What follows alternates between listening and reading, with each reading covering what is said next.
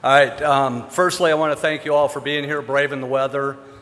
We're all here to talk about the Tom Brady Deflategate investigation, correct? Wrong press conference. Oh, sorry. These are all the investigators that handled that investigation.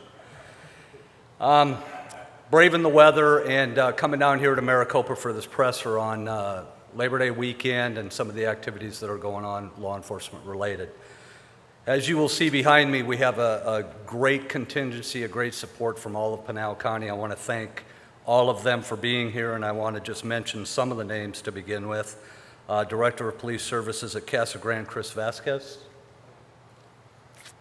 Department of Public Safety, Captain Borquez. Coolidge Police Chief Jim Malinsky. Florence Police Department Chief Den Hughes. Eloy, Chief Pittman. Over here. There you go. Pinal County Attorney Lando Voiles, thank you for being here. Gila River Police Department Lieutenant Waterloo. Pinal County Sheriff's Office, we also have their entire traffic unit, it looked like. But I thank Deputy Chief Henry for showing up and coming out. Apache Junction Police Department, again, their entire traffic unit, so go ahead and identify yourselves, guys. Ak-Chin Police Department, their traffic unit as well. Did I miss anyone? You can get me later. As I said, the main reason we're here today, especially in the city of Maricopa, is kind of important to us. It's concerning to us in the city of Maricopa in lieu of the tragic events that happened a couple weeks ago. Loss of life is always a hard thing to discuss, and it's a hard thing to bring up.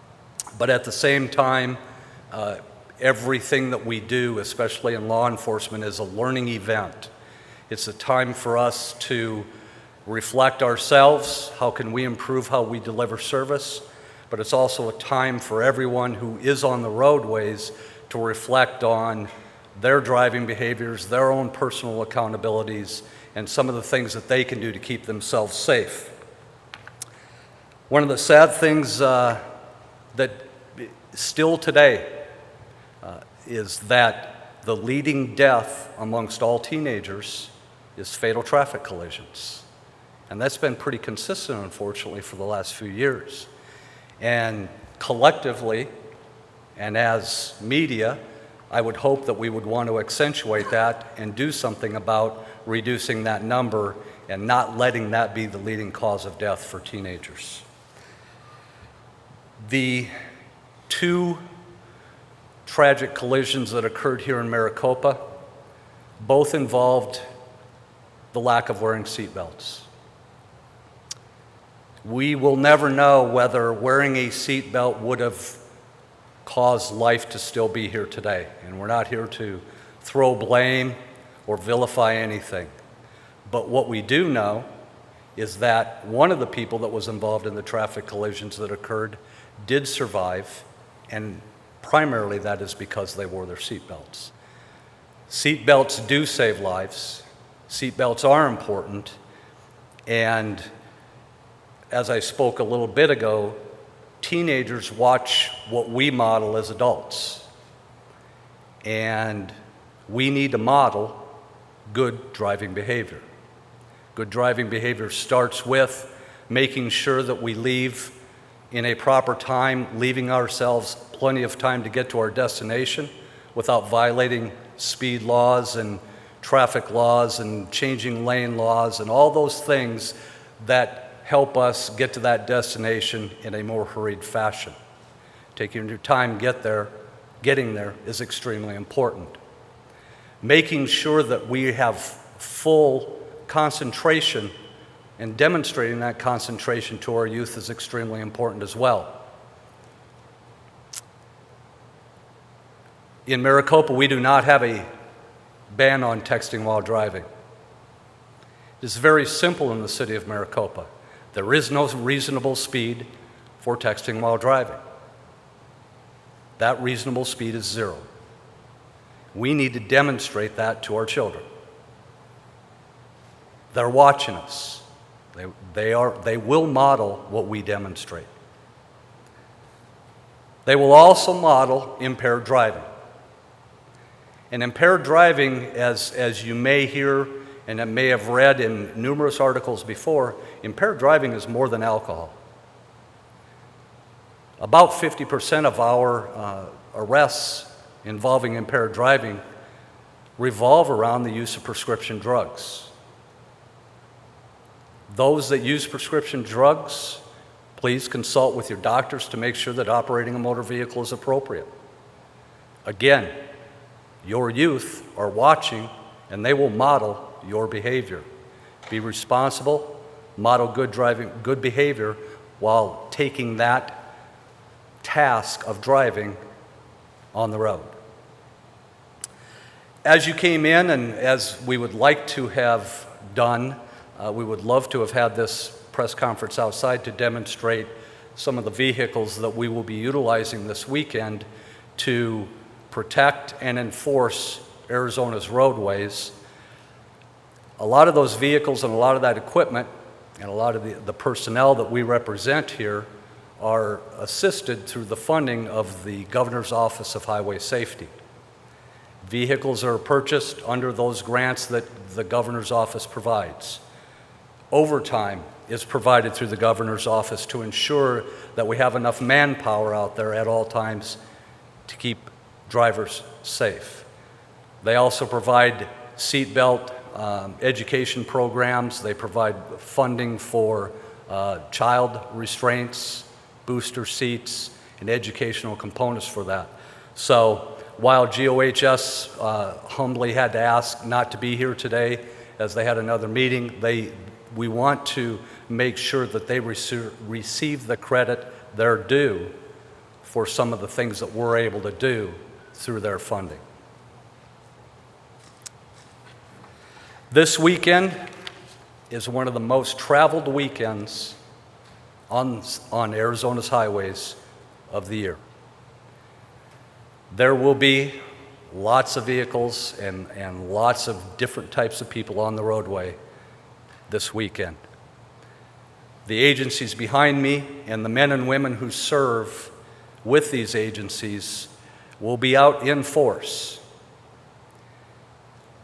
I want to emphasize the fact that our primary responsibility is not to punish and not to write tickets, but it is to remind people through visibility and through traffic stops and educational opportunities to drive more safely. That emphasis will save lives. A reminder to wear seatbelts, that emphasis will save lives. So these departments behind me will be out, the men and women who work for them will be out in full force. I'd like to thank all of them for their ongoing support for working with the Maricopa Police Department. As a small to mid-sized agency, sometimes our resources are dwindled down. And I know in the first fatal collision that we had, DPS stepped up with just one phone call, and they were here to assist us with the diagram and the crime scene and all the things that we asked them to do. DPS stepped right in and assisted.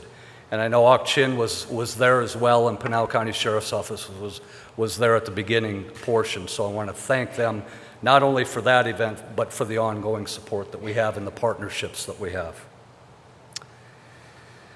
I want to end this press conference with a couple of thoughts for everyone.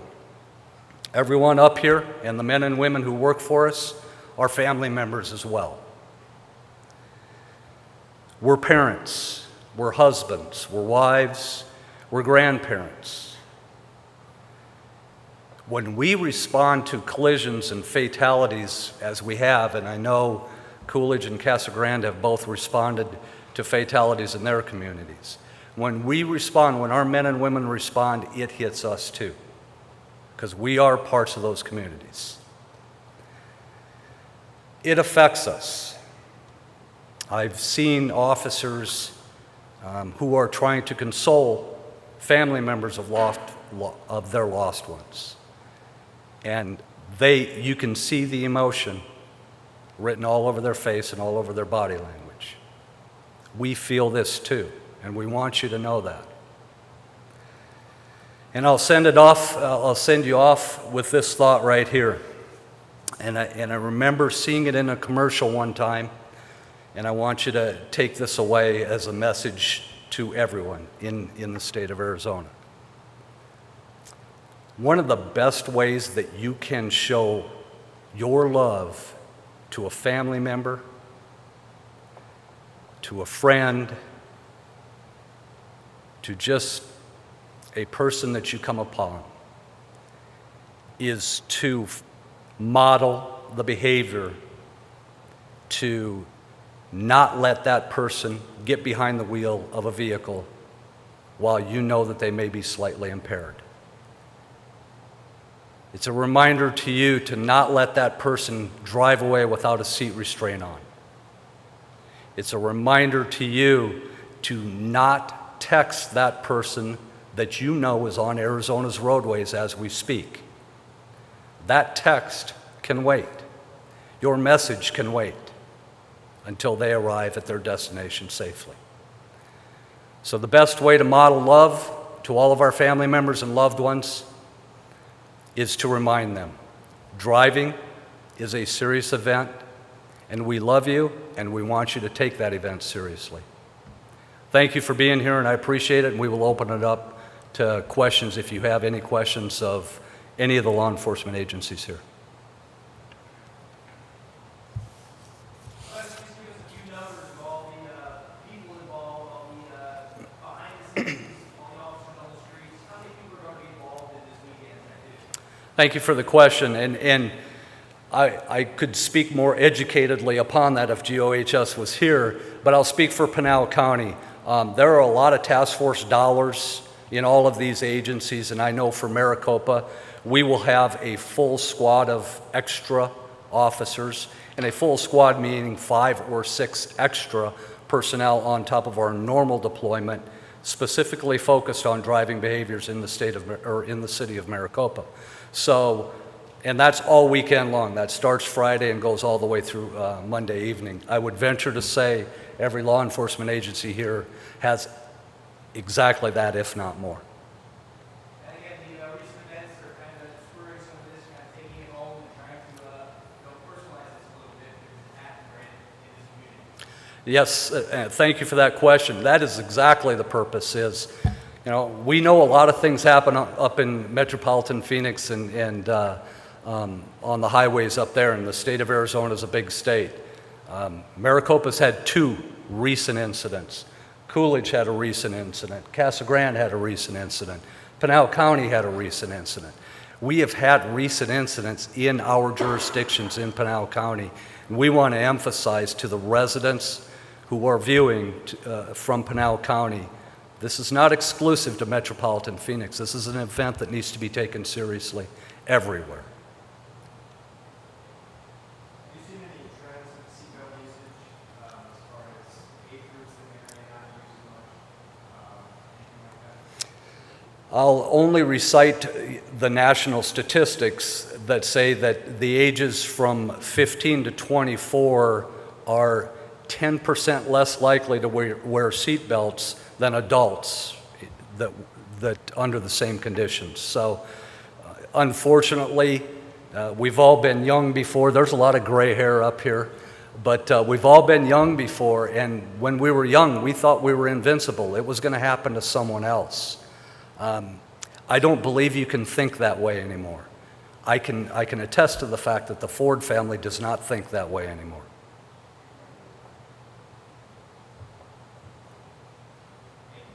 Thank you very much for being here. Gentlemen, thank you.